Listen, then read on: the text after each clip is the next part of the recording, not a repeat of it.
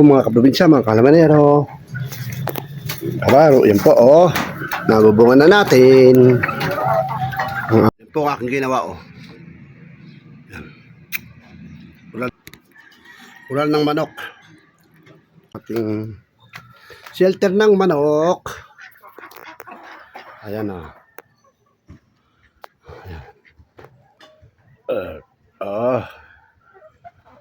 Manok.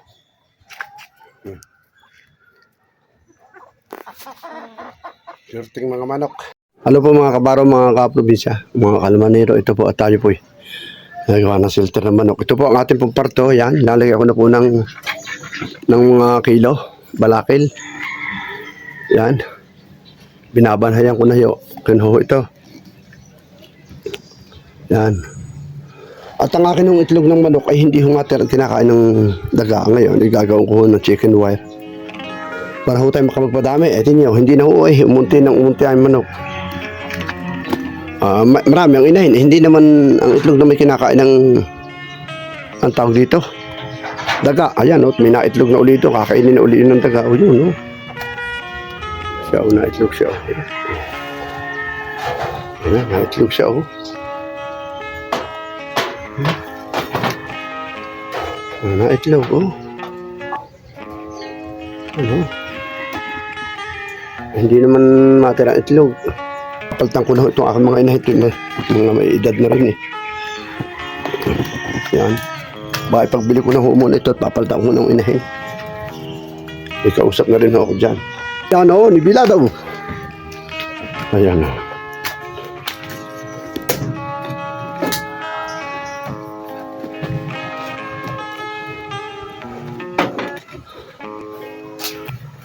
Ano to?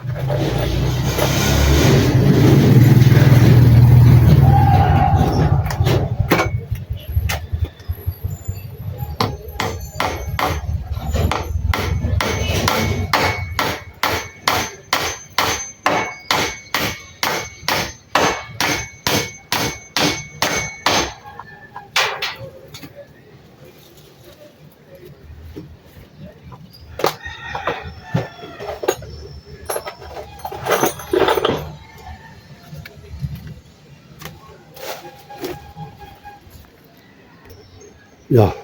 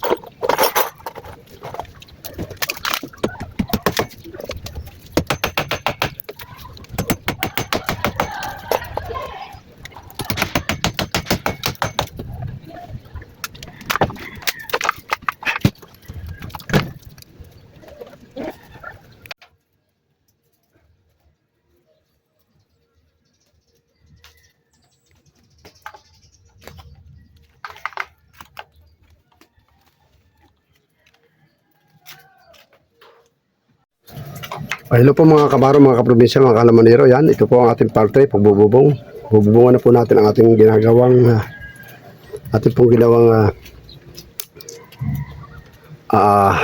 shelter ng ating mga alagang manok. Ano po?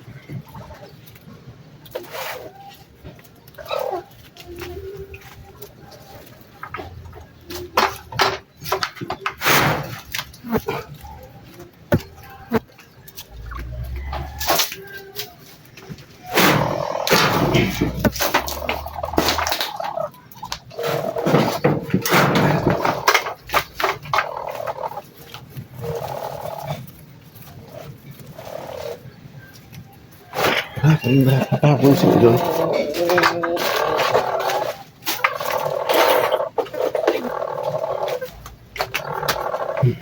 Paano walaan?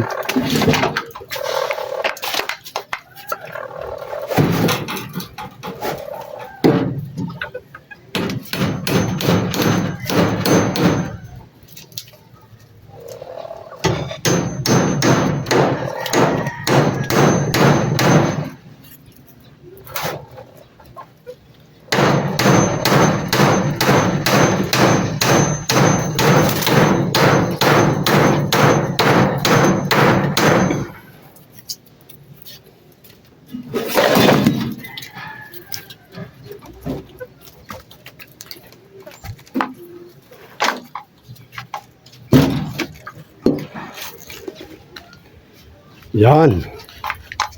May 2 na 0. Yan po, oh. Ayan, nabubunga na po natin. Nabubunga na po natin. Ayan. Kunti na lang. Kunti na lang. Ha? Kung maigi, oh.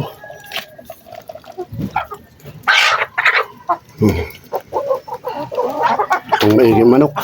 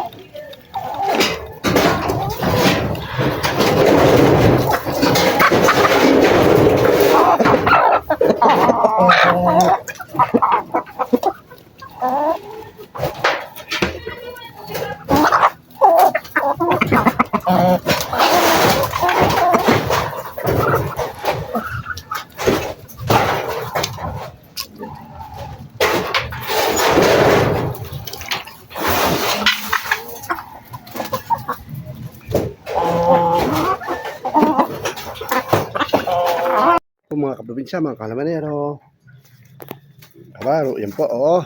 Nabubungan na natin ang ating shelter ng manok. Ayan, oh. Ayan. Manok.